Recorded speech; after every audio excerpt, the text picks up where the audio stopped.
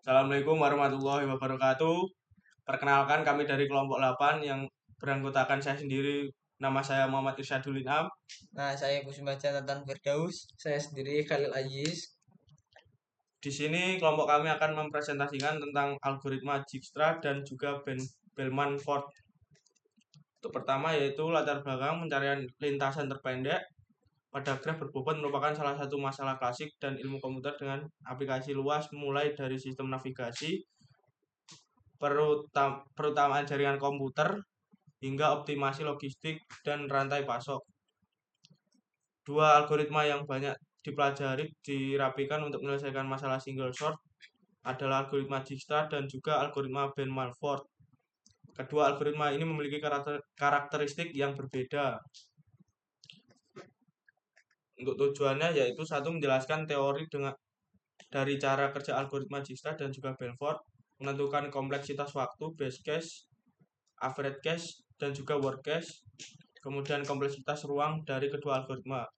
Untuk ketiga yaitu mengimplementasikan kedua algoritma menggunakan bahasa pemrograman Python, melakukan benchmarking dengan variasi ukuran data 100, 1000, 10.000, dan juga 100.000. Kemudian melakukan profiling waktu, eksekusi, dan juga penggunaan memori, memvisualisasikan hasil eksperimen dalam bentuk grafik, menganalisis hasil eksperimen, dan membandingkan dengan teori asymptotic analisis. Untuk dasar teori, algoritma Dijkstra diperkenalkan oleh Exner W. Dijkstra pada tahun 1959.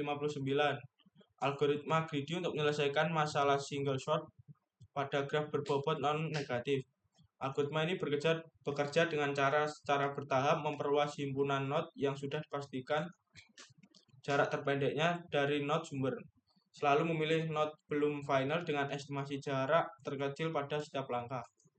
Untuk cara kerjanya yaitu inisialisasi jarak node sumber 0 dan jarak semua node lain hingga tak terhingga. Kemudian masukkan semua node ke dalam priority queue berdasarkan estimasi jaraknya. Ambil node dengan jarak terkecil yang belum final ekstrak, kemudian tandai sebagai final. Untuk setiap node tersebut lakukan relasi jika jarak melalui node ini lebih kecil dari estimasi sebelumnya. Kemudian perbarui jarak tersebut. Ulangi hingga 3 atau 4 sampai semua node menjadi final atau priority kosong. Dan ini kode pseudo-codednya. Pengujian dilakukan menggunakan graf berbobot non-negatif dengan node sumber 0. Hasil menunjukkan bahwa algoritma Dijkstra berhasil menghitung jarak terpendek ke seluruh node yaitu 0 ke 1 sama dengan 0,4,0, ke 2 sama dengan 2,0 ke 3 sama dengan 5 dan 0 ke 4 sama dengan 7. Hasil ini sesuai dengan teori bahwa algoritma Dijkstra memberikan solusi optimal apabila seluruh bobot sisi pada graf bernilai non-negatif. Sebaliknya, apabila graf mengandung bobot negatif, algoritma Dijkstra dapat menghasilkan jarak yang tidak optimal karena suatu node dapat diproses finalisasi sebelum ditemukan lintasan yang lebih pendek melalui sisi berbobot negatif. Dan ini ada algoritma Bellman-Ford. Algoritma Bellman-Ford dikembangkan oleh Richard Bellman dan Lester Ford, juga menyelesaikan single source text patch tetapi dengan pendekatan dynamic programming berbasis relaksasi berulang terhadap seluruh edge. Keunggulan utamanya adalah mampu menangani bobot edge negatif dan dapat mendeteksi keberadaan siklus berbobot negatif pada graf. Dan untuk cara kerjanya, satu, inisialisasi jarak node sumber sama dengan 0 dan jarak semua node lain tak terhingga. 2. Lakukan relaksasi terhadap seluruh edge UV pada graf sebanyak V-1 kali dengan adalah jumlah node. 3. Pada setiap iterasi jika di U plus W dis V perbarui dis V. Pada implementasi praktis, interaksi dapat dihentikan lebih awal jika tidak ada perubahan jarak pada suatu interaksi penuh. 4. Lakukan satu interaksi tambahan. Jika masih ada edge yang dapat direalisasi, maka graf mengandung siklus negatif. Dan ini kode pseudo-kodenya.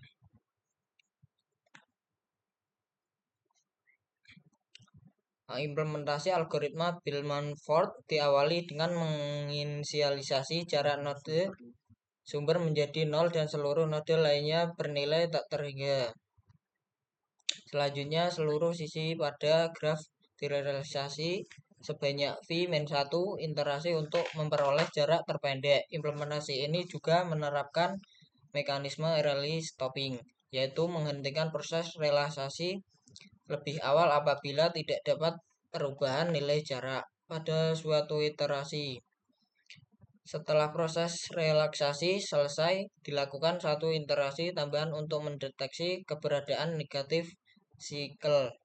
Apabila masih ditemukan sisi yang dapat direalisasi, maka graf dinyatakan memiliki siklus berbobot negatif. Pada contoh pengujian di atas, nilai negatif sikel false menunjukkan bahwa graf tidak mengandung siklus negatif sehingga hasil jarak terpendek yang diperoleh valid. Kompleksitas algoritma dijaksa. Dengan implementasi binary heap priority QW seperti pada kode di bagian 4, diekstrak min 1 kali O log V dan setiap edge menyebabkan paling banyak satu operasi push dan distress kayak O log V. Karena struktur algoritma tidak memiliki percabangan yang bergantung pada nilai data dependent early exit, kompleksitas base case, average case, dan worst case dijaksa dengan binary heap pada dasarnya sama. Kompleksitas ruang UV plus I untuk menyimpan array jarak status visited priority QW dan representasi agensi list graph. Dan ada kompleksitas algoritma Bellman-Ford.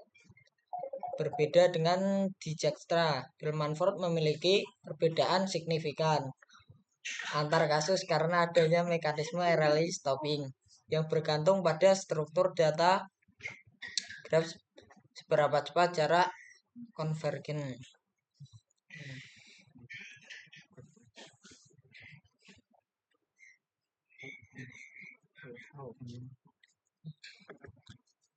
Untuk implementasi dari Python sendiri, implementasi Dijkstra binary heap.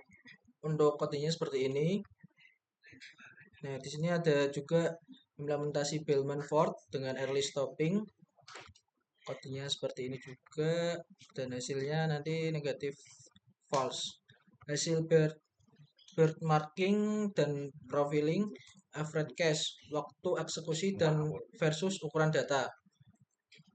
Untuk kodenya seperti ini, hasil grafiknya juga terlihat jelas dan ini ada penggunaan memori atau profiling. Ini grafiknya dan Bellman-Ford secara konsisten menggunakan memori sekitar 7-8 kali lebih besar daripada Dijkstra pada ukuran data yang sama. Hal ini disebabkan implementasi Bellman-Ford pada laporan ini melakukan flatten seluruh edge ke dalam list of tuples sebelum iterasi. Sementara Dijkstra hanya menyimpan array jarak, status visit, dan isi heap yang berukuran jauh lebih kecil pada suatu waktu. Base case versus worst case Bellman-Ford. Ini untuk kodenya dan ini untuk grafiknya. Dan di sini ada juga pengaruh densitas graf terhadap Dijkstra.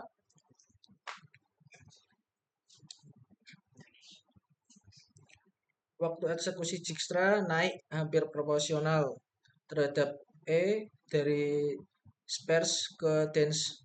E naik ke sama dengan 20 kali dan waktu naik 14 kali sesuai dengan suku E log V dalam kompleksitas O V plus E log V yang mendominasi ketika graf semakin padat.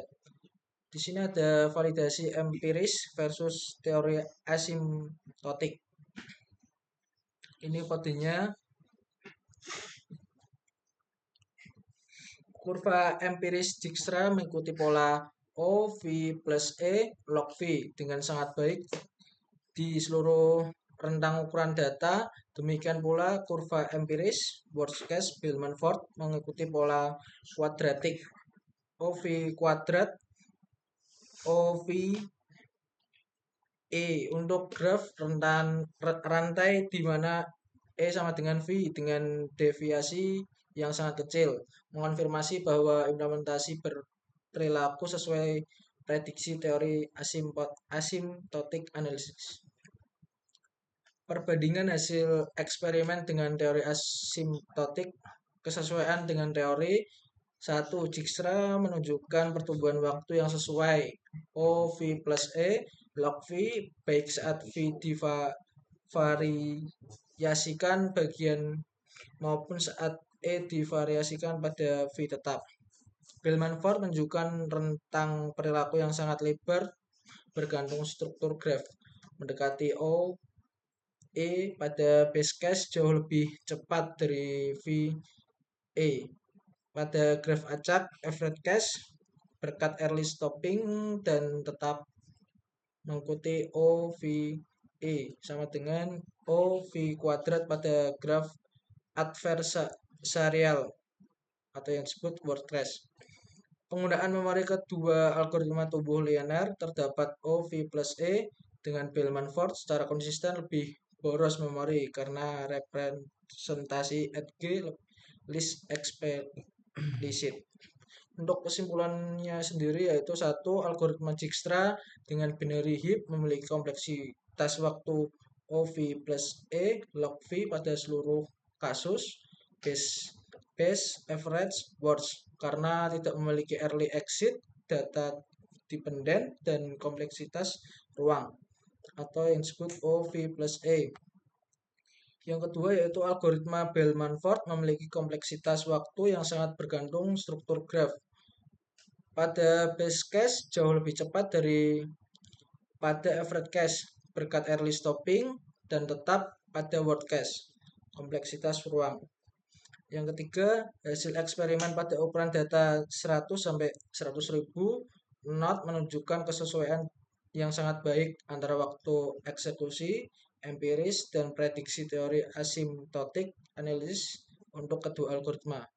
Yang keempat, Dijkstra secara konsisten lebih cepat dan lebih hemat memori dibanding Bellman-Ford pada seluruh ukuran data yang diuji. Namun, Bellman-Ford memiliki keunggulan unik yaitu kemampuan menangani bobot negatif dan mendeteksi siklus negatif yang dibuktikan melalui kasus uji eksplisit.